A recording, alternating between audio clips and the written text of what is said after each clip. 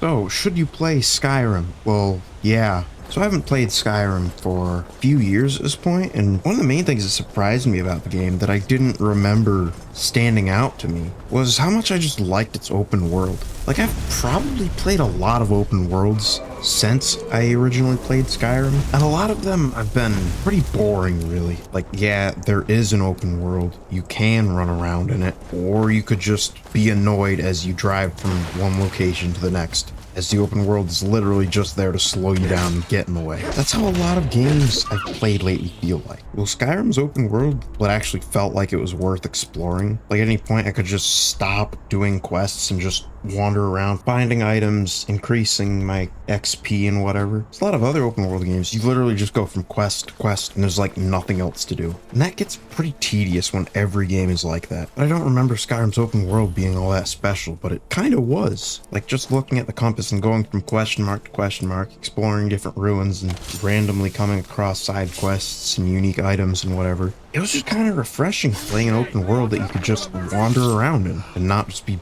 bored. So that was kind of nice. And I mean, the game's combat it's fun. I mean, it is fun, but it's really kind of stupidly simple. Like, you just swing the sword and then swing it again and again. I mean, you could block or you could just not. Of course, you don't have to use a sword. You could use bigger sword or a bow or magic or other magic. The leveling in this game is kind of screwy. Like, you know, most games, like, you discover a new location, you kill an enemy, you complete a quest, get experience points. Doesn't work like that in Skyrim. It's because there's no experience tied to quests. You can do more than just jumping from quest to quest. You can just wander around exploring if you want to, and it's equally viable. Most games, wandering off on your own doing whatever is just inefficient, there's nothing to see, and you'd just be better off doing quests, which Skyrim inadvertently doesn't have that problem because of its screwy leveling system. So the leveling system works by, you have like, I think it's 18 different skills, and when you use skills like swing your sword, cast your magic, enchant your gear, whatever skill you're using, you gain experience for that skill. And when that skill levels up, you gain character experience based on how high the skill is. Like, a level 50 skill is going to give you more experience than a level 25 skill. This system has its flaws, but it also works fairly well.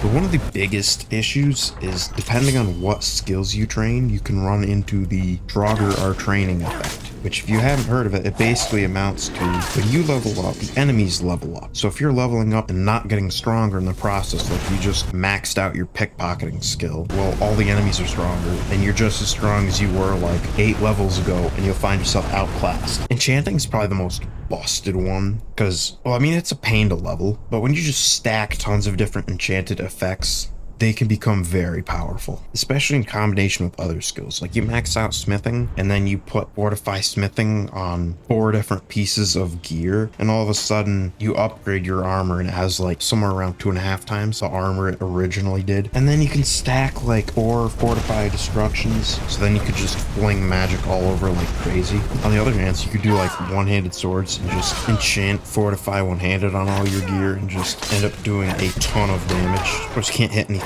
far away, so you could just fortify bows instead.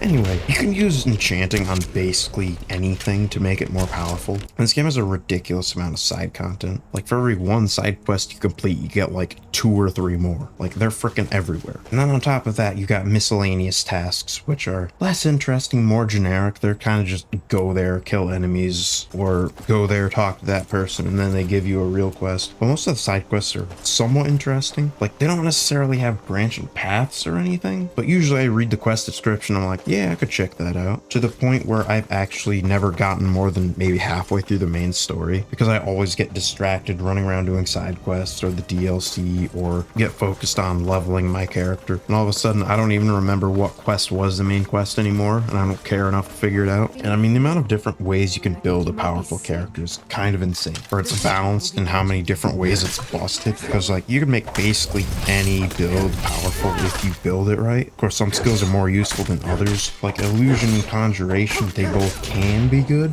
but illusion especially, such a roundabout pain in the ass skill to use. Like illusion match, it doesn't work on like half the enemies in the game until you get like level 90 illusion and can make it work on more types of enemies. But until then, just, well, too bad. There's just so many other builds that are just so much more straightforward and effective. I mean, I could talk about the main story more. So you're the Dragonborn, a person who has the Dragon of the Soul and can defeat dragons. Cool, right? Well, apparently not, because you're just some other guy crossing the border, and he didn't even know you had any abilities until now. So you get caught crossing the border, taking your execution, then a dragon attacks. Woohoo. And apparently this dragon existed like a long time in the past, but they couldn't defeat him, so they sent him to the future. So the dragon shows up in the future, and he's like, okay, let's just F things up, revive the dragons, you know? So now it's your job, because you're Dragonborn, and no one else can do anything, apparently. You gotta clean up the mess, or just be like me and ignore the main story, because who cares? And that reminds me, there was 2 different times where I was attacked by 2 dragons at once. The first time, I don't think I recorded it. They both ganged up on me, and I just ended up having to chug all my potions. It was such a waste. And the second time, one was circling around overhead while I was fighting the other, and at some point he was like, oh shit, the oven's on, and just left. He just left. Okay, where are you going? What dragon has a freaking oven? What are you cooking? I need to know. Lore experts, fill me in. What do dragons cook? Why do they have ovens? How big are these ovens? Tell me. So my character builds almost always end up with just destruction swordsman. Like, I started out using swords, and I think for a long time I just ignored the main quest, so I didn't need a bow or anything for dragons. After getting enchanting and fortifying destruction, I switched to that. Then after a while, I was like, okay, this damage is kind of not very cool. It's like, hey, could you maybe die? I've got like other things to kill. Hurry this up, maybe. So after that, I fortified one-handed and archery, and then at some point I tried to switch to, well, because I haven't used illusion like at all for good reason. It probably should have stayed that way. So I switched to using a magic and general build, but illusion is just shit. Like, yeah, you can half make it work in some situations if you build an illusion build from the ground up, play that way throughout the entire game, but I mean, conjuration is definitely usable late game, even with my complete lack of any skills in it. Just summon something and then fight normally. But illusion is just, I couldn't do crap with it. It was just useless. If, like I said, if you built your build around it from the ground up and leveled it properly, even then, it's so indirect and ineffective, and like half the times you want to use it, it's just nah. And then you've got like one skill tree that's just completely useless. That would be lock picking, because you can already pick every lock without any skill points invested. You can't just make the entire skill tree pointless. Probably what they should have done is just, like, if you made the lock sufficiently tough and the picks sufficiently rare to the point where you would actually need to invest in the skill tree in order to be able to unlock everything, then it might actually have some use. I don't really know how magic interacts with armor, but it seems like some random magic a-hole blast me with one spell. It's like, oh shit, there goes my health. Ouch. And my character had like 350-ish health, I think, towards the end game, and he's still getting decimated by magic. I have no idea how magic and armor interact, but not very well, apparently. Not very well. Which, I mean, I guess that is realistic. He got blasted by electricity wearing metal armor.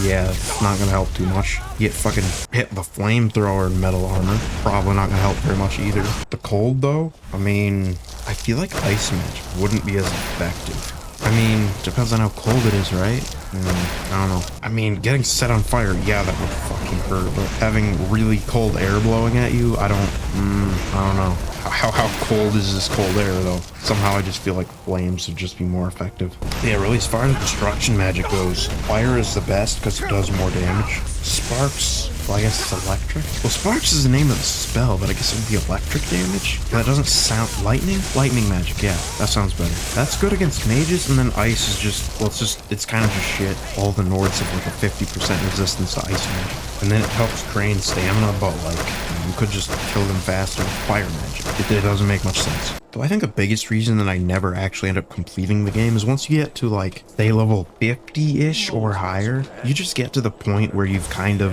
maxed out your character to an extent, and there isn't really much more progress to make, and then the game starts to kind of slow down. And that's kind of the point where I quit playing every time. But at the same time, it's kind of fun getting there and trying out different builds, and there's so many different ways you can tackle things. Not really from a story perspective, But from like gameplay, there's so many different builds and things you can do. There'd be archer, hunter type archer, sneak archer, sword and shield warrior, dual blades warrior, big overcompensating slow ass sword warrior, heavy armor, light armor. I've never used light armor because heavy armor has more armor. More armor is good, nice, cool. More armor, yay. I might have used the light armor once. Might have.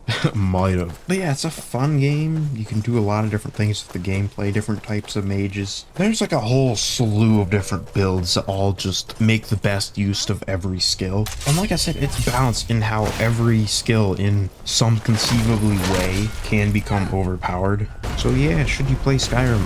Yeah, probably. Where have you been? What have you been doing? It's on every console known to man since like 2011 or whenever the game came out. How have you not? Where have you been? Who are you? Why are you? I think I'm running out of shit to say. Skyrim.